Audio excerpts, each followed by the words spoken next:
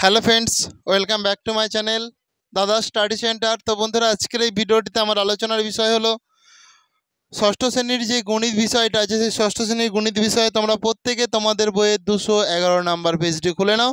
সেই 211 নাম্বার পেজেরই অঙ্কগুলির সমাধান করাবো বন্ধুরা।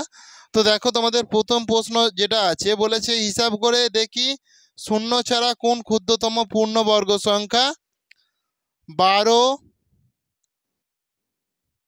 16, 20 ও 24 দ্বারা বিভাজ্য। বুঝেছ? দেখো, বলেছে শূন্য ছাড়া কোন ক্ষুদ্রতম সংখ্যা 12, 16, 20 ও 24 দ্বারা বিভাজ্য। তাহলে না, কোন ক্ষুদ্রতম সংখ্যা মানে 24 দিয়েও যাবে, 12 দিয়েও যাবে। এইটা একটু অন্য রকম অঙ্কটা, ভালো করে মন দিয়ে দেখো, 2 হবে না। শুনতে পেয়েছো? হিসাব করে দেখি শূন্য ছাড়া কোন ক্ষুদ্রতম সংখ্যা, কোন ক্ষুদ্রতম পূর্ণবর্গ সংখ্যা বলেছে। আবার কি বলেছে? পূর্ণবর্গ। পূর্ণবর্গ সংখ্যা 12, 16, 20 ও 24 দ্বারা বিভাজ্য হবে। এই যে এখানে পূর্ণবর্গ বলেছে, পূর্ণবর্গ, পূর্ণবর্গ সংখ্যা কি জানো? পূর্ণবর্গ সংখ্যা মানে দেখো, যেরকম 16 একটা পূর্ণবর্গ সংখ্যা, 9 একটা পূর্ণবর্গ, কারণ 4-এর স্কোয়ার মানেই 16, 3-এর স্কোয়ার মানেই তোমরা 9, এর আগেই শিখেছো। এইগুলো হচ্ছে পূর্ণবর্গ। সেরকম এইগুলো দ্বারা বিভাজ্য একটা পূর্ণবর্গ সংখ্যা আমাকে করতে হবে। তাহলে প্রথম কাজ কি? এদের লসাগুটা বের করে নেওয়া। 2, 2, 6, 12, 2, 8, 16, 2, 10, 20, 2, 12, 24। আবার দেখো, আমি 2 দিচ্ছি। 2, 3, 6, 2, 4, 8, 2, 5, 10, 2, 6, 12। এরপরে দেখো 3 দিচ্ছি। 3, 1, 3, 4, 5, 3 দুগুণে 6। এরপরে দেখো আমি 2 দিচ্ছি।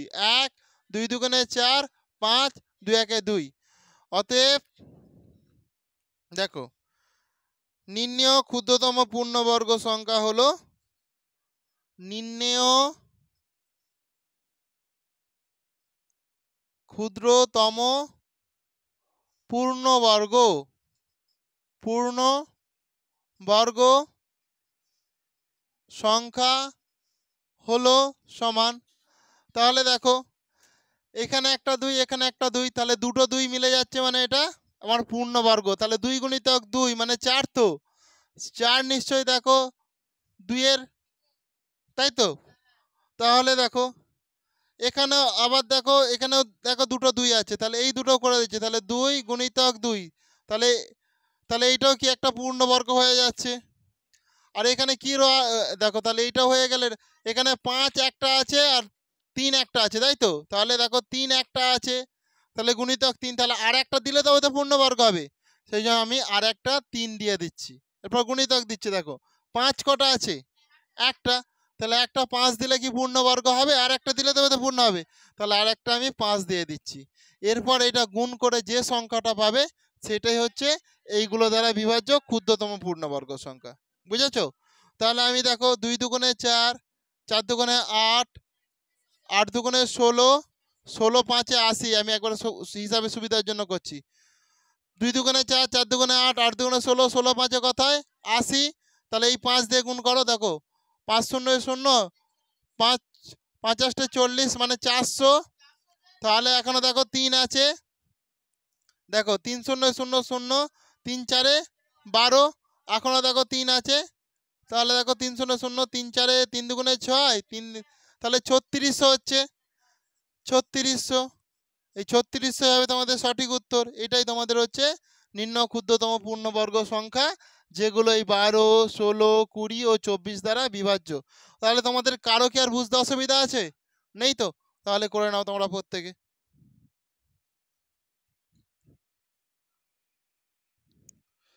তোমরা প্রত্যেকে ভালো করে মন দিয়ে দেখো, 2-এর দাগের অঙ্কটিতে কি বলেছে। বলেছে দুটি ধনাত্মক সংখ্যার গুণফল 98, বড় সংখ্যাটি ছোট সংখ্যাটির দ্বিগুণ। বড় সংখ্যাটি ছোট সংখ্যাটির দ্বিগুণ। হিসাব করে দেখি সংখ্যা দুটি কি কি। তাহলে দেখো, প্রশ্নানুসারে ভালো করে দেখে নাও। প্রশ্নানুসারে কি বলেছে? যে ছোট সংখ্যাটি বড় সংখ্যাটির দ্বিগুণ, বড় সংখ্যাটি ছোট সংখ্যাটির দ্বিগুণ বলেছে। তাহলে ছোট সংখ্যা তাহলে আমরা লিখতেই পারি বড় সংখ্যা সমান 2 গুণিতক ছোট সংখ্যা। মানে বড় সংখ্যাটা দেখো, ছোট সংখ্যাটার সঙ্গে 2 গুণ করলে তবেই আমি বড় সংখ্যাটা পাবো। প্রশ্নতে এটাই আমাকে বলে দিয়েছে।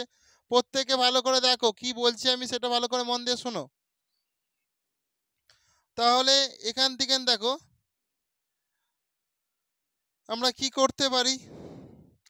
বলেছে দুটি সংখ্যার ধনাত্মক সংখ্যার গুণফল 98।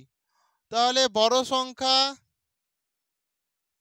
সংখ্যা গুণিতক ছোট সংখ্যা সমান আমি 98 করতে পারি, কারণ গুণফল বলে দিয়েছে তো 98। তাহলে বড় সংখ্যা মানে কি 2 গুণিতক ছোট সংখ্যা গুণিতক এই ছোট সংখ্যা সমান 98 আমি করতে পারি। ভালো করে আগে মন দিয়ে দেখো। তাহলে এখানে একটা ছোট সংখ্যা, এখানে একটা ছোট সংখ্যা, তার মানে কি ছোট সংখ্যা এটাকে স্কোয়ার দিতে হয় দুটো থাকলে। তাহলে 98 এই দুইটা কোথায়, এখানে নিচে চলে আসবে গুণ আকারে। তাহলে 2 4 8, 2 9 18, তাহলে 49 হচ্ছে। বা দাও এখানটায় বা দিতে হয়। অতএব বা আবার বা করছি, ছোট সংখ্যা সমান এই স্কোয়ার তোলার জন্য রুট দিতে হবে এখানটায়। তাহলে এখানটায় 49 করে দিলাম। অতএব হ্যাঁ, ছোট সংখ্যা সমান 7। কারণ আমরা কি জানি 7 7 তো 49, তাহলে রুটের বাইরে বের করতে গেলে সেটা একটা 7 হয়ে যাবে। অতএব দেখো আমাদেরকে বলেছে সংখ্যা দুটি কি কি। অতএব ছোট সংখ্যা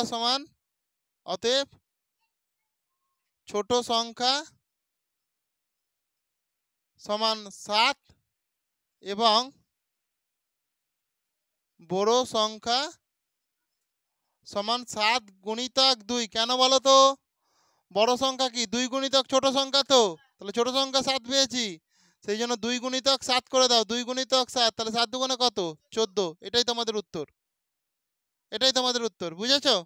করে নাও প্রত্যেকে। কারো বুঝতে অসুবিধা হয়নি তো?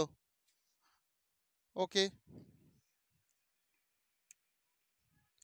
দেখো 3-এরটা ভালো করে দেখো। বলেছে কোন ক্ষুদ্রতম পূর্ণবর্গ সংখ্যার একটি উৎপাদক 17। কোন ক্ষুদ্রতম পূর্ণবর্গ সংখ্যার একটি উৎপাদক 17। তাহলে ক্ষুদ্রতম পূর্ণবর্গ বলেছে যেটা 17, তাহলে 17কে 17 দিয়ে গুণ করে দিলে হয়ে যাবে। অতএব 3-এরটা দেখো, 3-এর প্রশ্নটা আমি প্রথমে লিখছি। কোন ক্ষুদ্রতম পূর্ণবর্গ সংখ্যার কোন ক্ষুদ্রতম পূর্ণবর্গ সংখ্যার একটি উৎপাদক